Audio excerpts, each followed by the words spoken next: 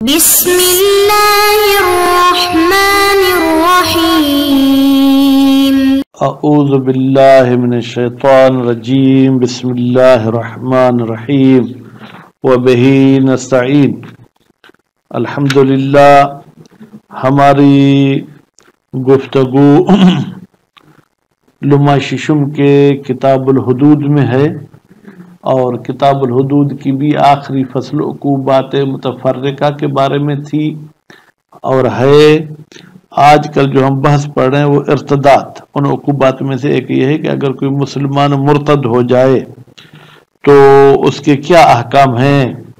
فرمایا کہ مرتد اگر فطری ہے تو اس کے احکام تو عام طور پر 4 بتائے جاتے ہیں۔ اس کو قتل کیا جائے گا، اس کا مال تقسیم ہو جائے گا، اس کی بیوی اس سے جدا ہو جائے گی، اور اس کی توبہ قبول نہیں ہوگی۔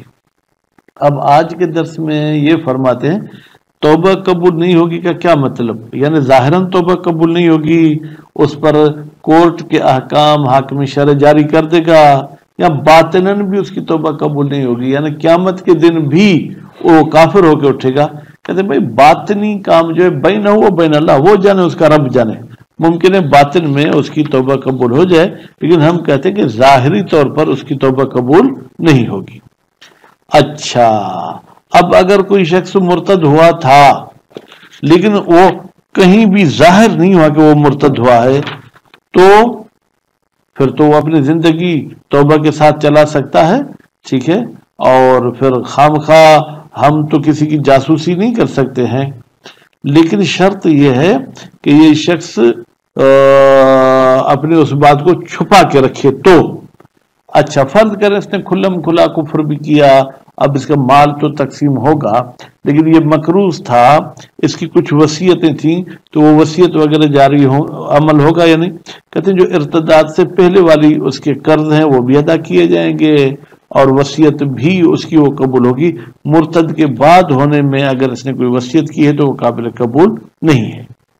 پھر فرماتے ہیں کہ مرتد ہو گیا تو اس کے وہ مال جو ارتداد کے وقت تھے وہ تو تقسیم ہوں گے، لیکن ارتداد کے بعد بھی اگر اس نے کچھ کمایا ہے، اس پر قتل کا حکم نہیں ہوا، تو وہ اس کی ملکیت میں داخل ہوں گے یا نہیں؟ اگر داخل ہوں گے تو پھر وہ تقسیم بھی ہوں گے یا تقسیم نہیں ہوں گے۔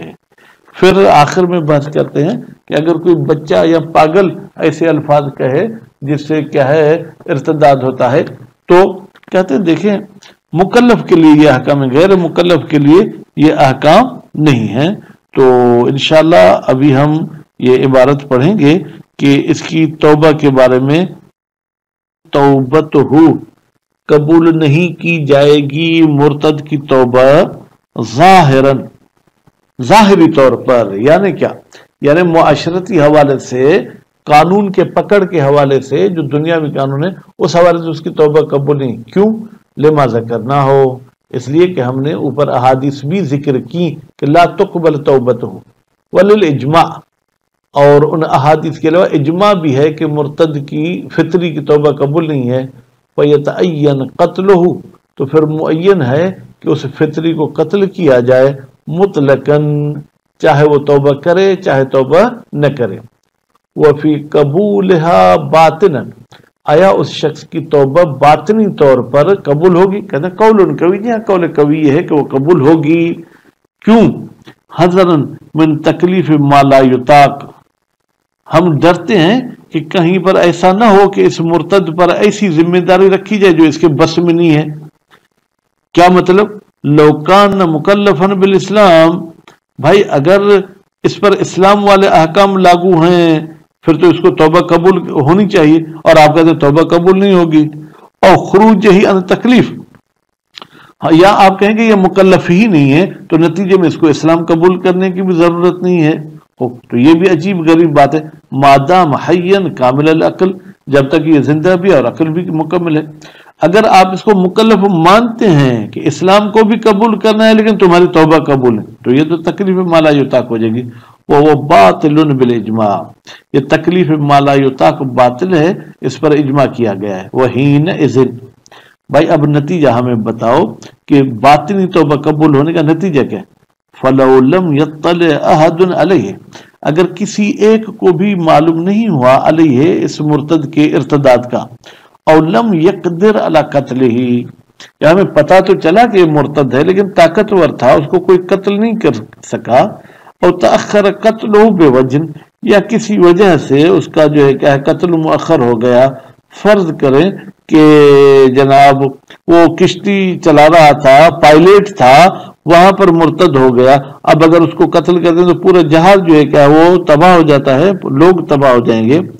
وتاب، اور اس نے توبہ کر لی، قبلت توبتہ، تو اس شخص کی توبہ قبول ہو جائے گی، فیما بینہ و بین اللہ تعالی، اس کے درمیان اور اللہ کے درمیان جو رابطہ ہے اس حوالے سے یہ مسلمان ہے۔ وصحت عباداتہ و معاملاتہ، اور یہ جو عبادتیں کرے گا وہ بھی صحیح ہیں کیونکہ مسلمان ہے، اور یہ جو معاملات کرے گا وہ بھی صحیح ہیں۔ وطہر بدنہ، اس کا بدن بھی پاک ہے۔ ولا یعود مالہ وزوجۃ الیہ بذالک، البتہ ہاں اس توبہ کے ذریعے اس کی بیوی اس کی طرف نہیں جائے گی، اس کا مال اس کو نہیں دیں گے، کیوں؟ عملاً بالاستصحاب، عمل کرتے ہوئے استصحاب پر، کہ بھئی توبہ سے پہلے تو بیوی اس کی نہیں تھی، مال بھی اس کا گویا کہ نہیں تھا، اب توبہ کے بعد ہم شک کرتے ہیں کہ بیوی اور مال اس کا ہوگا یا نہیں، استصحاب کہتے ہیں کہ ابھی بھی نہیں ہوگا۔ ولیکن یصح لہ تجدید العقد علیہ، لیکن صحیح ہے اس توبہ والے شخص کے لیے کہ وہ تجدید یعنی نیا عقد کر لے اپنی بیوی کے ساتھ، بعد العدت، جب عورت کی عدت پوری ہو جائے۔ وفی جوازہ، کیا جائز ہے یہ عقد کرنا، فیہا عدت میں، وجہ اس میں بھی ایک وجہ ہے کیونکہ یہی تو شوہر ہے نا، کوئی اور تو نہیں ہے۔ کما یجوز للزوج، جس طریقے سے جائز ہے شوہر کے لیے، العقد، کہ وہ نکاح پڑھے، علی المعتدۃ عنہ، اس عورت کے ساتھ جو عدت ہے میں ہے اس شوہر سے لیکن عدت رجعی نہیں ہے، بائن ہے، تو نتیجے میں یہ شخص بھی جو توبہ کر چکا نکاح کر سکتا ہے۔ وبالجملہ ویقتصر فی الاحکام بعد توبت ہی، اکتفا کیا جائے گا احکام میں، کون سے احکام میں بھائی اکتفا کیا جائے گا؟ خوب جو ذکر ہوئے کہ اس کی بیوی سے جدا ہوگی، پھر وہ عورت جو ہے کیا ہے وہ عدت وغیرہ جو ہے کیا ہے وہ گزارے گی، ٹھیک ہے، ان احکام میں اکتفا کیا جائے گا بعد توبت ہی، اس کی توبہ کے بعد، علی الامور الثلاثۃ، فی حق ہی و حق غیرہ، اس کے حق میں بھی اور غیر کے حق میں بھی۔ وہذا امر آخر، کہتے ہیں ہاں ان تین احکام کا پابند رہنا ایک الگ بات ہے، وراء القبول باطنا، ہم جو کریں اس کی توبہ باطنی طور پر قبول ہوگی وہ الگ چیز ہے، اور یہ احکام کا پابند ہونا الگ چیز ہے۔ اب توبہ والے بحث کو فی الحال آپ یوں سمجھے کہ ختم ہو گیا، اس کا چیپٹر بند۔ پھر چلتے ہیں، اس کافر اور مرتد کی بیوی کیا ہوگی؟ وہ اس سے جدا ہو جائے گی، وہ تعتدو، اور وہ عورت عدت گزارے گی وفات والی۔ وَإِن لَمْ يُدْخِلْ، اگرچہ شوہر نے اس کے ساتھ دخول نہیں بھی کیا تھا، علی الاصح، قول اصح کے مطابق، لما تقدم، اس لیے کہ یہ بات گزر چکی تھی، صحیح ہے محمد ابن مسلم میں۔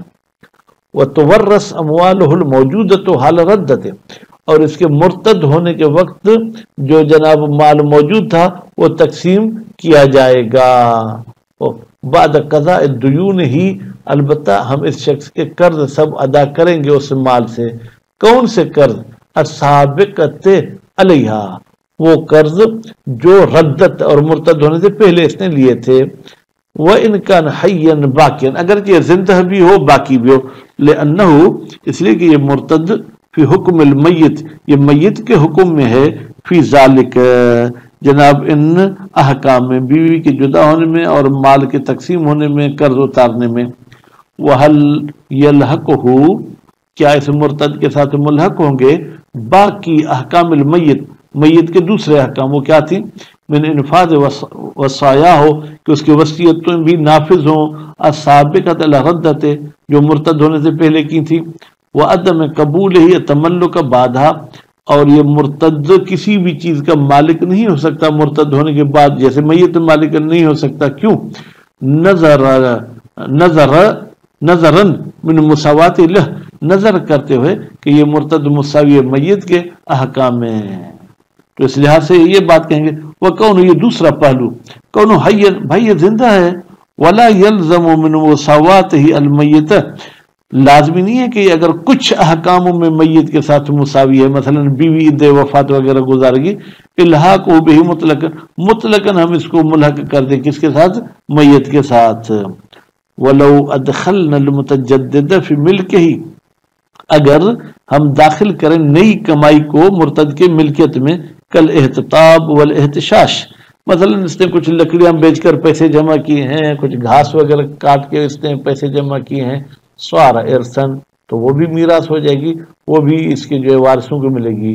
वलहाजा, इस बात को मद्देनजर रखते हुए कि नई कमाई उसकी मिल्कियत में दाखिल होगी, ला यनक़ते इर्सो मादम हय्यन, इस मुर्तद का इर्स बंद नहीं होगा, खत्म नहीं होगा जब तक ये जिंदा है। लेकिन वह बईद, ये बात बईद है कि भाई उधर मैयत के हुक्म में है, माल तकसीम हो गया, फिर जो कमाता रहता है वो वारिस उठाते रहते हैं। वो माहू, अब माहू की ज़मीर कहाँ जाएगी कि अगर हम मानते हैं कि नई मिल्कियत का मालिक होगा, फफी इख्तिसास वारिस ही इंद इर्तदाद बिह, क्या उस नई कमाई के साथ वही मखसूस है वारिस जो उसके मुर्तद के वक्त वारिस थे जब इसने इर्तदाद किया था, और इंद तकस्सुब, या इसकी बीवी हामिला थी, मुर्तद होने के बाद बच्चा पैदा हुआ, ठीक है, तो जो कमाने के वक्त वारिस हैं वो भी इससे नई मिल्कियत से उठाएंगे। वजहान वयुतबर फी तहक्कुकिल इर्तदाद, और मुतबर है मुर्तद के वाक़े होने में अलबुलूगो वल अक्लो वल इख्तियार, बालिग भी हो, आकिल भी हो, और अपने इख्तियार के साथ ये ऐसे जुमले बोले जिसकी वजह से जो है क्या है, इसका इर्तदाद साबित होता है। वला हुक्म ले इर्तदाद सभी वल मजनून वल मुकरह, अच्छा छोटा बच्चा अगर कोई ऐसे जुमले बोलता है तो वो मुर्तद नहीं होगा, पागल भी मुर्तद नहीं होगा, और इसी तरीके से जो मुकरह भी मुर्तद नहीं होगा। लेकिन युअद्दबुल अव्वलान, लेकिन बच्चे और पागल को थोड़े बहुत तमाचे मारे जाएंगे। वह सुकरान फी हुक्म मजनून, जो नशे के आलम में है वो भी पागल के हुक्म में है।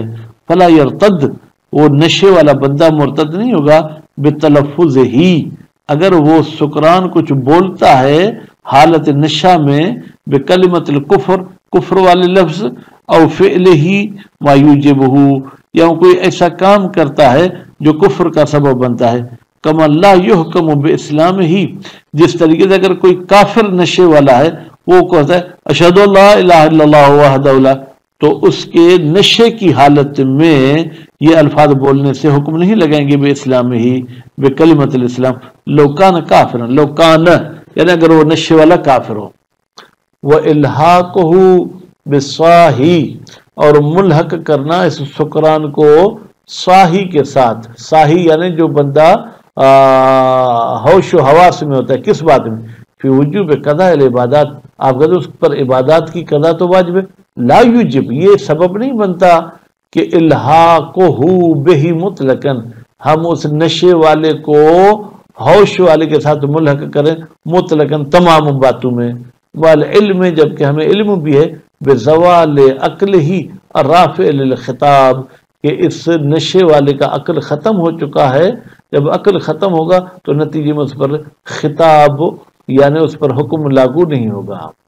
वक़ज़ा ला हुक्म ले रद्दतिल गालित, और इसी तरीके से कोई हुक्म जारी नहीं होगा उस बंदे पर जिसने गलती में कुछ कह दिया, कहना चाहता था अल्लाह मौजूदुन, अकीदा भी यही था, नऊज़ु बिल्लाह, उसने कहते अल्लाह गैर मौजूद।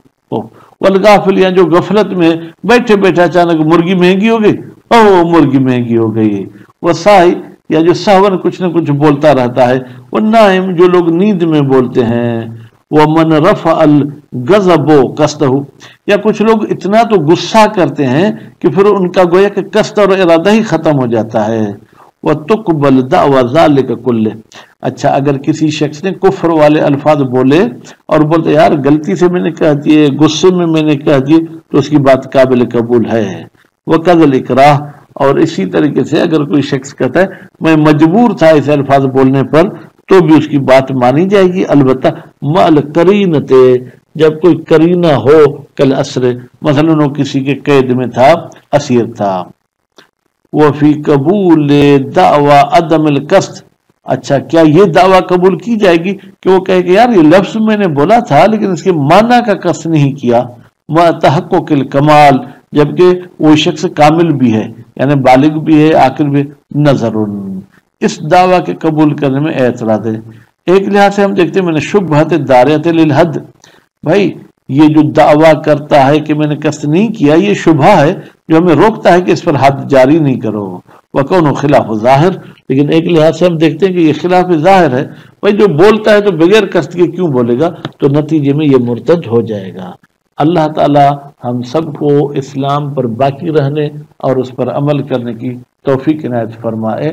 وصلی اللہ علی محمد و آل محمد۔